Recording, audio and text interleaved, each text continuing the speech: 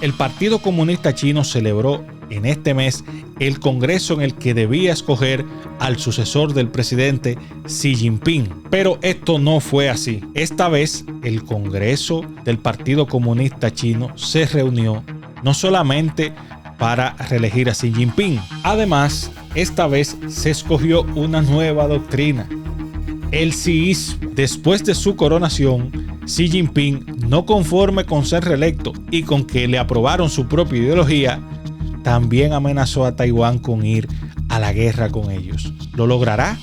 Esto y más estaremos hablando en este video. Comenzamos.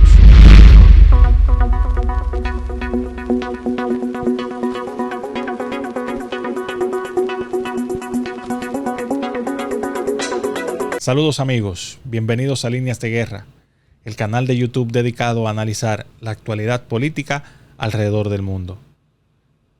Este fin de semana ocurrió el hecho político internacional de más trascendencia en lo inmediato, en el mundo. Y me refiero, cómo no, al Congreso Quinquenal del Partido Comunista Chino. ¿Y por qué digo que este es el hecho más trascendente de los últimos momentos alrededor del mundo? El hecho político más trascendente. Bueno, porque no se trata únicamente de un congreso que desde hace ya varias décadas el Partido Comunista Chino celebra cada 5 años y que ese congreso, sobre todo a partir de la muerte de Mao Zedong, pues trae consigo la elección cada 2 congresos de un nuevo líder. Hasta aquí esto es lo ordinario, lo que se podía o se puede esperar de un congreso del Partido Comunista Chino. Sin embargo, este es trascendental por una razón, porque por primera vez se sale de lo que venía mostrando el Partido Comunista Chino durante toda su historia, y era que a la salida de Mao Zedong por su muerte, pues se hacía una sucesión de cada década, es decir, cada década tenía su presidente. En este caso, pues se ha creado ahora una nueva figura. Se ha creado ahora la figura del xiismo como una nueva doctrina del Partido Comunista Chino. Eso es lo más trascendente en este momento. Además, lógicamente, de que Xi Jinping es el primer presidente de la República Popular China que es electo por un tercer periodo después de Mao Zedong, que Mao Zedong fue el fundador de la República Popular China y estuvo dirigiendo los destinos de la República China hasta el día de su muerte por varias décadas.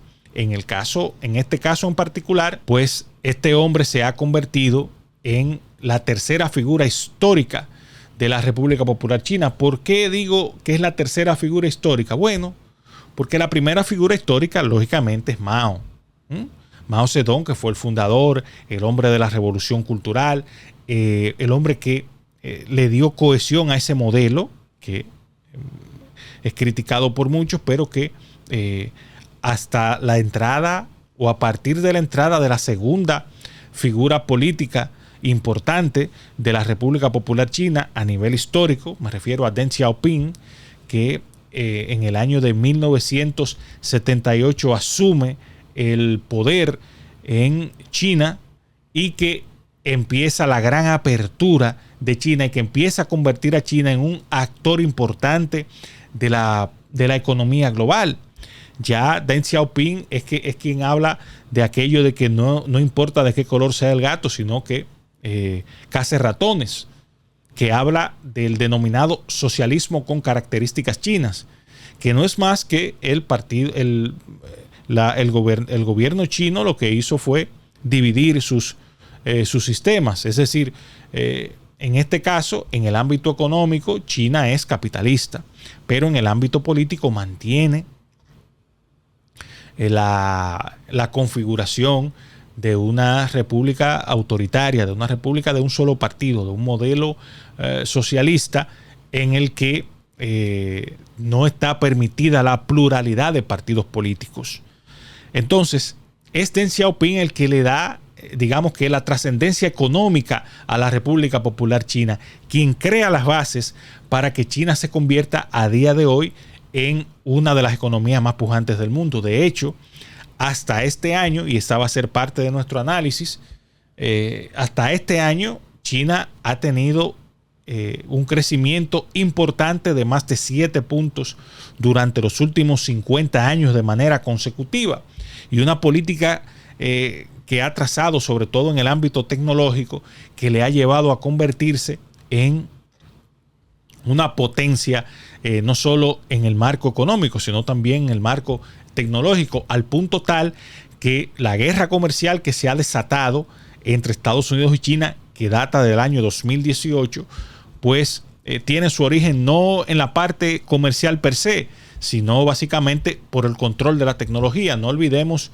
lo que dijo Putin hace un tiempo: quien controle la inteligencia artificial dominará el mundo. Y yo creo claramente que eso es así, y que la batalla que se dan Estados Unidos y China no es por el ámbito económico solamente, tiene su origen, tiene sus raíces en el control de la tecnología, en el control de la inteligencia artificial. Entonces, es Deng Xiaoping el que crea esas bases.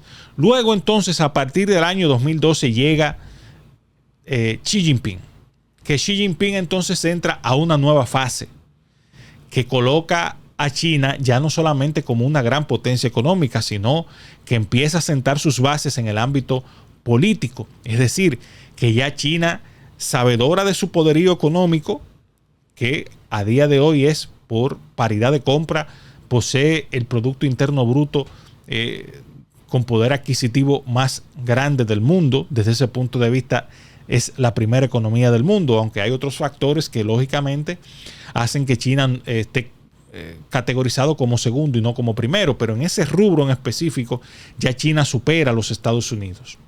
Ahora, Xi Jinping es quien empieza a manejar el liderazgo en China como un polo geopolítico del mundo, y de hecho empieza a lanzar sus reales. Es este hombre con esa visión, con esa estrategia, que ha logrado no solamente reformar el sistema político en China para permitirle que él vaya a un tercer periodo, sino que eso es de manera indefinida. Es decir, a partir de la reforma en el Congreso del año 2018 del Partido Comunista Chino, ya Xi Jinping o cualquier presidente luego de él, si se mantiene esa regla, puede presentarse cuantas veces estime conveniente a la presidencia, al liderato de China. En el caso de China, más que un presidente, se habla del secretario general del Partido Comunista Chino, porque recuerden que el partido gobierna, el partido dirige el Estado, el partido es el Estado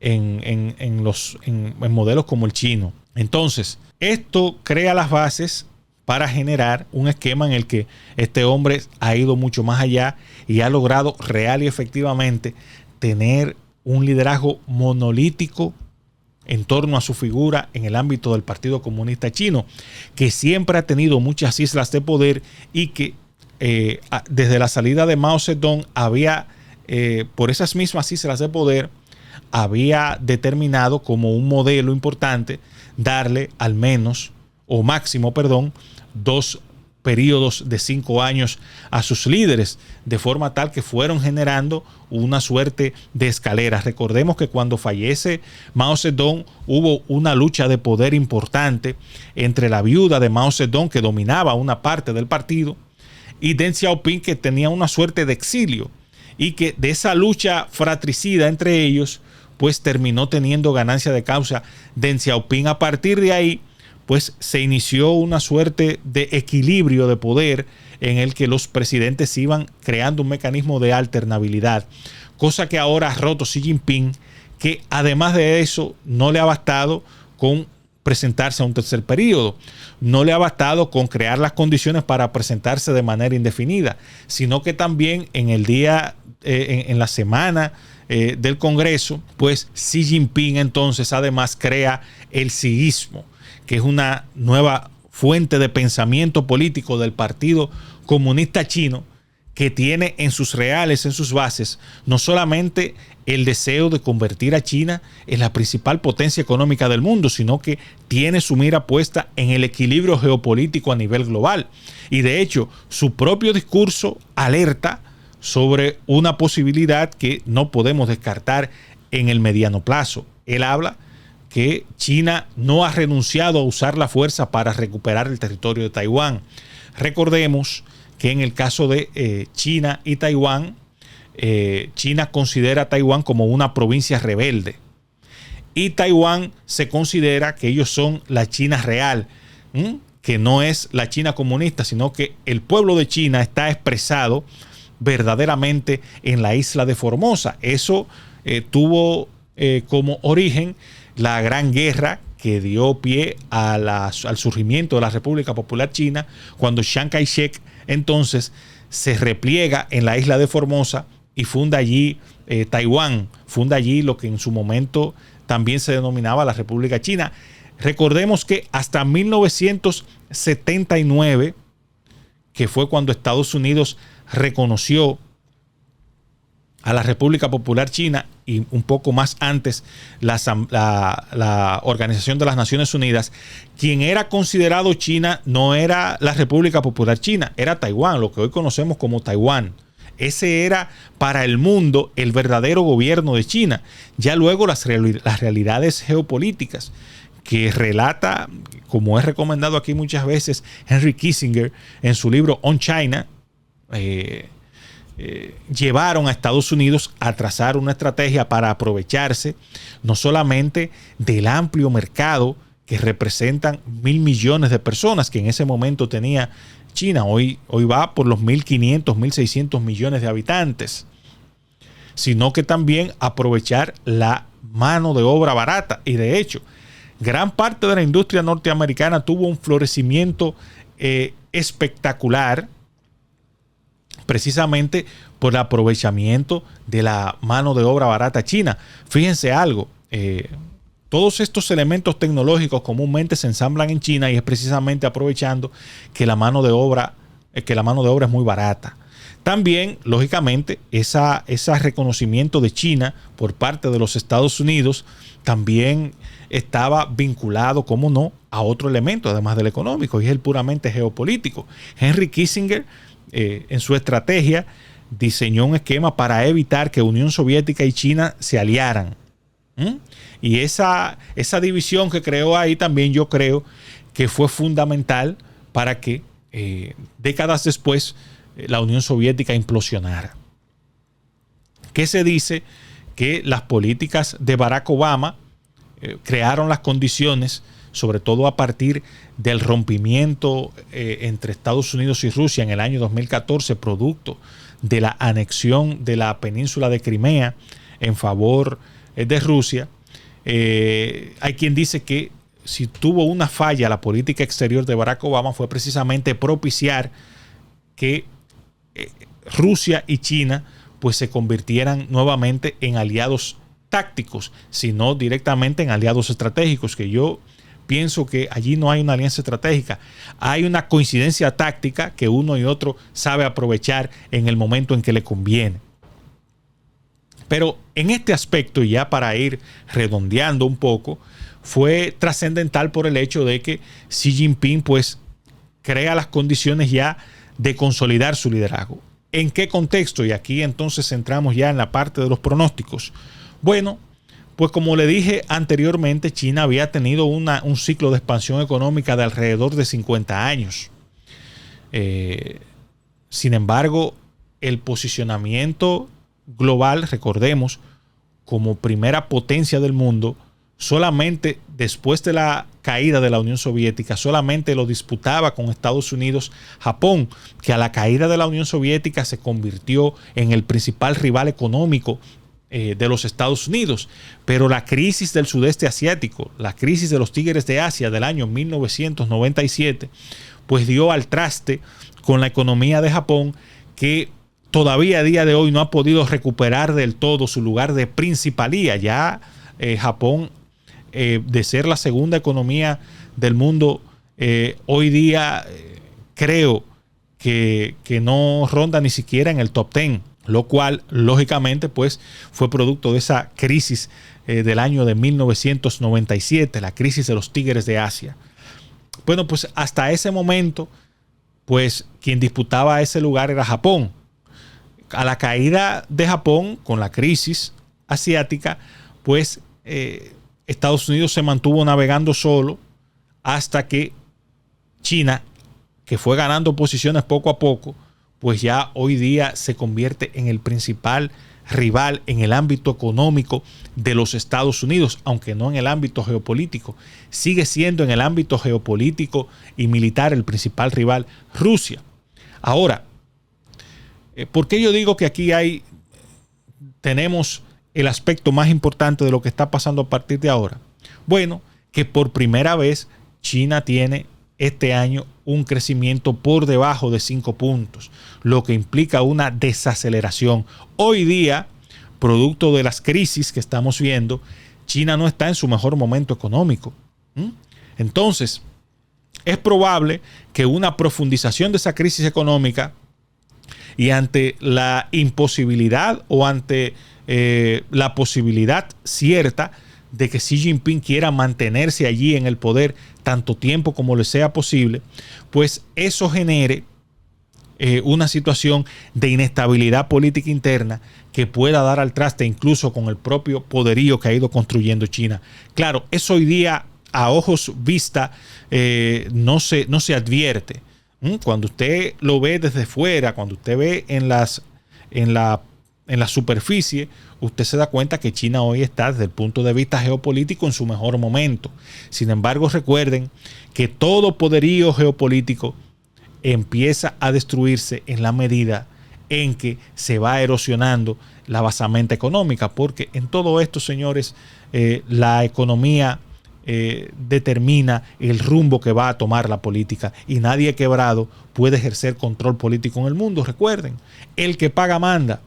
Y China, que ha desarrollado una interesantísima y muy inteligente estrategia, sobre todo en el ámbito del control del espacio y en el ámbito del control tecnológico, pues en la medida en que no tenga una economía que pueda financiar todas esas innovaciones, que no pueda financiar ese poderío geopolítico, porque a mayor poder, mayor cuesta. El costo del liderazgo es importante. Mientras más largo, mientras más fuerte es el liderazgo, más costoso es en términos reales.